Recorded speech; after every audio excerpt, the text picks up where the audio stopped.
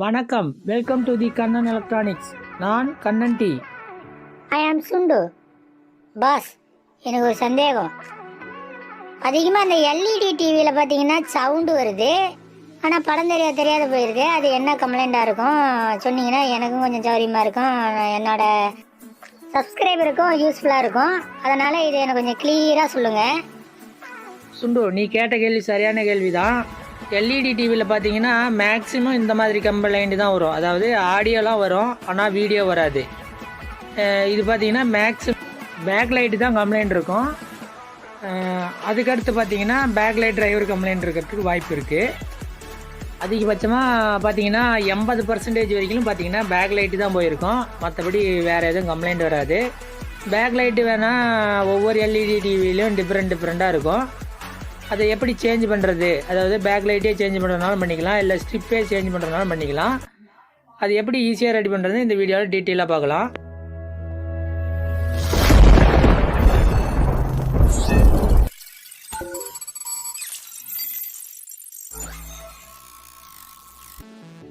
Pass, இப்போ என்ன பண்ணிட்டு இருக்கீங்க?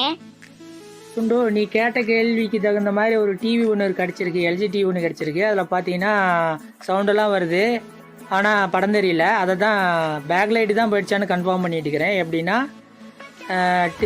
மொபைலில் டார்ச் லைட் ஆன் பண்ணிவிட்டு கேமராவில் நான் அதை அப்போ காட்டிகிட்ருக்கேன். பார்த்தீங்கன்னா படம் வந்து பேக்ரவுண்டில் வந்து கேபிள் ஆர்எஃப் சிக்னல் வர மாதிரி பெரிய வர மாதிரி தெரிஞ்சிச்சு. ஆனால் அது கன்ஃபார்மாக பார்த்தீங்கன்னா பேக்லைட்டு தான் போயிருக்கு. ஏன்னா லைட் அடித்து பார்க்குறப்ப அந்த உருவம் தெரியுது, டிவியில் உருவம் தெரியுது. அதனால் பேக்லைட்டு தான் கன்ஃபார்மாக போயிடுச்சு, மற்றபடி போர்டில் எந்த ஃபால்ட் இல்லை. அந்த பேக்லைட்டை எப்படி சேஞ்ச் பண்ணுறது அப்படிங்கிறத இந்த வீடியோவில் டீட்டெயிலாக பார்க்கலாம். வீடியோவை ஸ்கிப் பண்ணாமல் பார்த்தீங்கன்னா மட்டும்தான் நீங்கள் முழுசாக தெரிஞ்சிக்க முடியும். ஏன்னா இதில் நிறையா ரிஸ்க் இருக்குது. பேக்லைட்டு மாற்றுறதுங்கிறது ரொம்ப ரிஸ்க்கான வேலை தான். கொஞ்சம் ஏமாந்தாலும் டிஸ்பிளே ஃபால்ட் ஆகிறதுக்கு வாய்ப்பு இருக்குது. அதனால் இப்போ பார்த்தீங்கன்னா டிவி ஓப்பன் பண்ணிட்டேன். அதில் பார்த்தீங்கன்னா அந்த பவர் போர்டில் பேக்லைட்டோட வோல்டேஜ் கொடுத்துருக்காங்க. அதாவது 110 அப்படிங்கிற மாதிரி மென்ஷன் பண்ணிருக்காங்க. அதாவது 90லேருந்து 110 வரைக்கும் வரும். ஃபஸ்ட்டு நம்ம பேக்லைட்டு நல்லா இருக்கான்னு டெஸ்ட் பண்ணலாம். அதுக்கு எல்இடி டெஸ்ட் யூஸ் பண்ணி டெஸ்ட் பண்ணலாம். இப்போ பார்த்தீங்கன்னா நான் அந்த லைனை வந்து பேக்லைட்டோட லைனை ஜாயின் பண்ணிட்டு நான் செக் பண்ணுறேன். ஆனால் பவரில் பார்த்தீங்கன்னா பவர் போர்டில் பார்த்தீங்கன்னா 110 வோல்ட்டு அப்படிங்கிற மாதிரி மென்ஷன் பண்ணியிருந்தாங்க. ஆனால் நம்மளுக்கு பேக்லைட் டெஸ்டரில் பார்த்தீங்கன்னா வோல்ட் அதிகமாக போயிட்டே இருக்குது, இன்க்ரீஸ் ஆகிட்டே இருக்குது. இந்த வோல்ட்ஸில் பாருங்கள் பேக்லைட்டு பிளிங்க் ஆகிட்டே இருக்குது. அதாவது கண்டினியூஸாக எரியல, பிளிங்க் ஆகிட்டே இருக்குது. ஒரு சில பல்பு எரியாத இருக்குன்னு நினைக்கிறேன். அதை ஓப்பன் பண்ணி பார்த்தா தான் நம்ம கன்ஃபார்ம் பண்ண முடியும். பார்த்தீங்கன்னா இந்த வோல்ட்ஸில் தெரியுது பாருங்கள், லைட்டு பிளிங்க் ஆகிட்டே இருக்குது.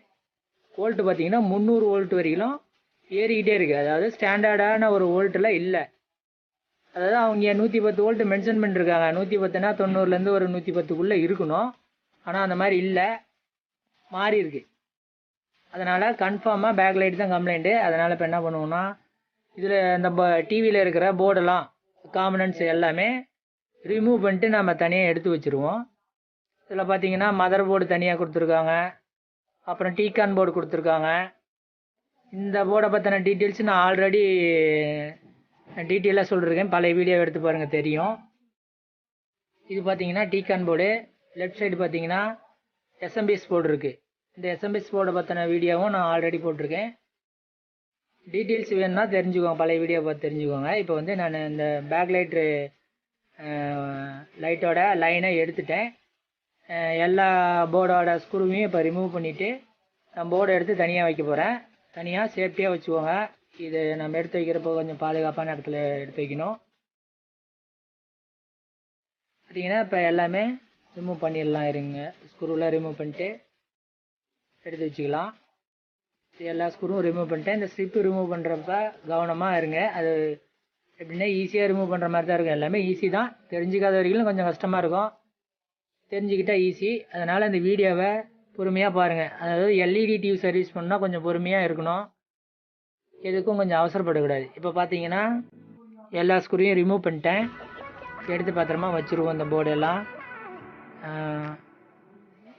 பத்திரமா வச்சுருவோம். எப்படி இருக்குதுன்னு ஒரு தடவை நோட் பண்ணி வச்சுக்குவோம். போர்டெல்லாம் கனெக்ஷன்லாம் கொஞ்சம் நல்லா நோட் பண்ணி வச்சுக்கிட்டு இருந்தோம்னா தான் மறுபடியும் அசம்பிள் பண்ணுறதுக்கு சௌகரியமாக இருக்கும்.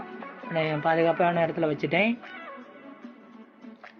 இப்போ பார்த்தீங்கன்னா இந்த பேனலை ரிமூவ் பண்ணுறது, அந்த பாடியை ரிமூவ் பண்ணுறது தான் கொஞ்சம் ரிஸ்க்கு. அது ஈஸியாக தான் இருக்கும். பெரும்பாலும் அதிகமாக லாக் டைப்பில் இருக்கும். ஒரு சில டிவிங்களில் பார்த்தீங்கன்னா ஸ்க்ரூ டைப்பில் இருக்கும். இது எல்லாமே ஸ்க்ரூ தான் போட்டிருக்கு. அது சுற்றியும் இருக்கிற ஸ்க்ரூவெலாம் ரிமூவ் பண்ணிடுவோம். ஃபஸ்ட்டு ஸ்க்ரூ ரிமூவ் பண்ணுறப்ப சரியாக மேட்ச் ஆகிற ஸ்க்ரூ டிரைவரை யூஸ் பண்ணுங்கள். மேட்ச் ஆகாத ஸ்க்ரூ டிரைவரை தயவு செஞ்சு யூஸ் பண்ணாதீங்க. உங்களுக்கு பார்த்தீங்கன்னா அந்த ஸ்க்ரூ வந்து டேமேஜ் ஆகிரும், பின்னாடி யூஸ் பண்ணுறதுக்கு ரிஸ்க்காக இருக்கும். பார்த்தீங்கன்னா இது வந்து சின்ன ஸ்க்ரூவாக இருக்குது. நான் அதுக்கு தகுந்த ஸ்க்ரூ டிரைவர் வச்சு ஸ்க்ரூ ரிமூவ் பண்ணிட்டேன். மேலே ஒரு கவர் மாதிரி கொடுத்துருப்பாங்க, அது ஃப்ரண்ட் சைடு கொடுத்துருப்பாங்க. அதை கொஞ்சம் கவனமாக எடுக்கணும். நீங்கள் ஷார்ப்பாக இருக்கிற திருப்புளி இந்த மாதிரிலாம் தயவு செஞ்சு யூஸ் பண்ணாதீங்க. யூஸ் பண்ணாலும் கவனமாக இருங்க. டிஸ்பிளேவில் பட்டுடுச்சுன்னா உங்களுக்கு அந்த டிஸ்பிளே டேமேஜ் ஆகிடும். அதனால் கொஞ்சம் உஷாராக இருங்க.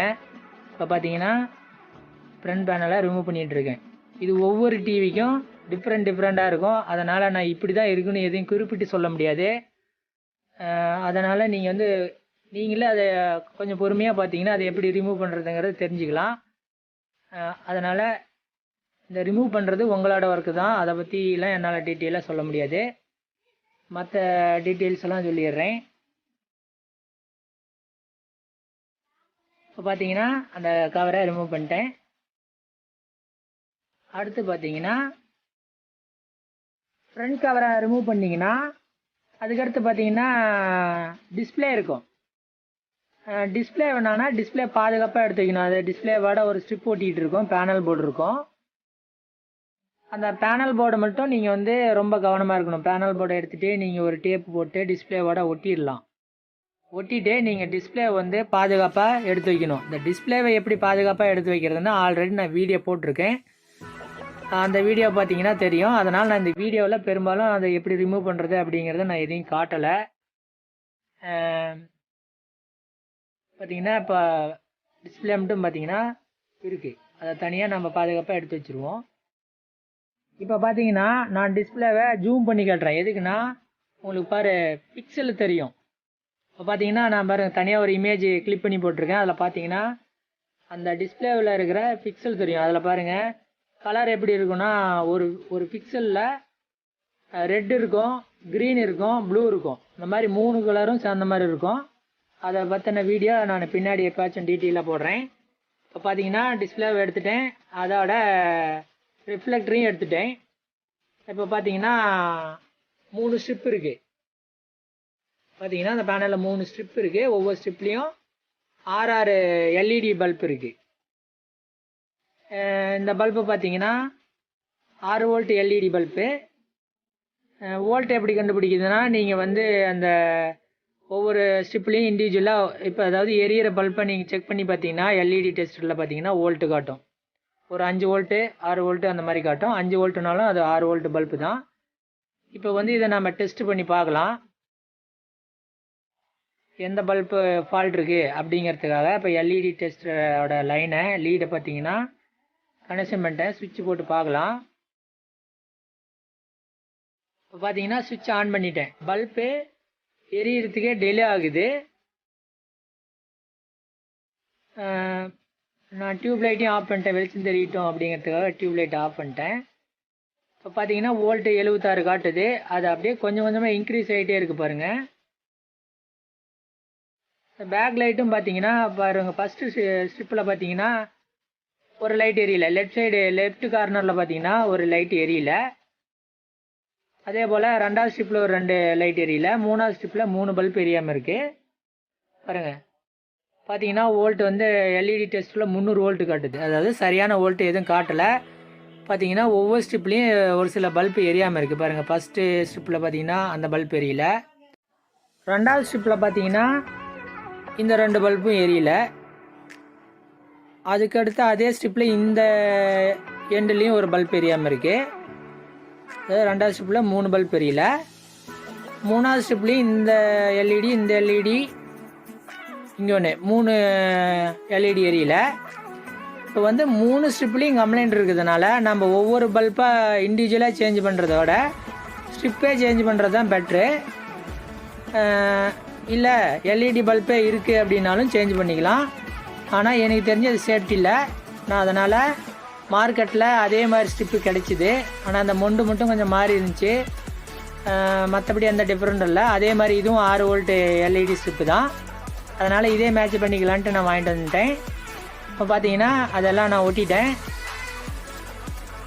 எந்த டிஃப்ரெண்ட்டும் இல்லை. அந்த பல்போட டிஸ்டன்ஸு எல்லாமே கரெக்டாக இருக்குது.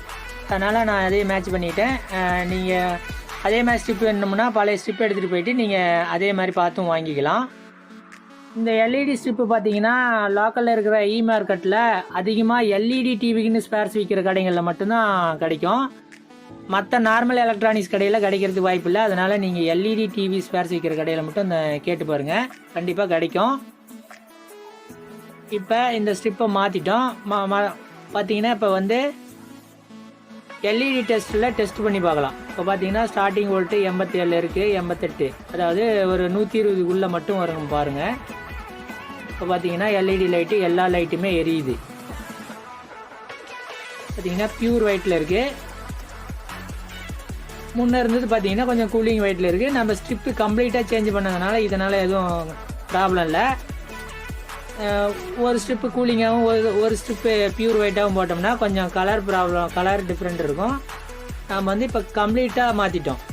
அதனால் எந்த ஒரு ப்ராப்ளமும் இல்லை. வீடியோ நல்லா தான் இருக்கும். டெஸ்ட்டும் பண்ணியாச்சு. பார்த்தீங்கன்னா எல்லா லைட்டுமே நல்லா எரியுது. ஏன்னா இது புது ஸ்ட்ரிப்பு தான், அதனால் எந்த ஒரு கம்ப்ளைண்ட் இருக்காது, நல்லா தான் இருக்கும்.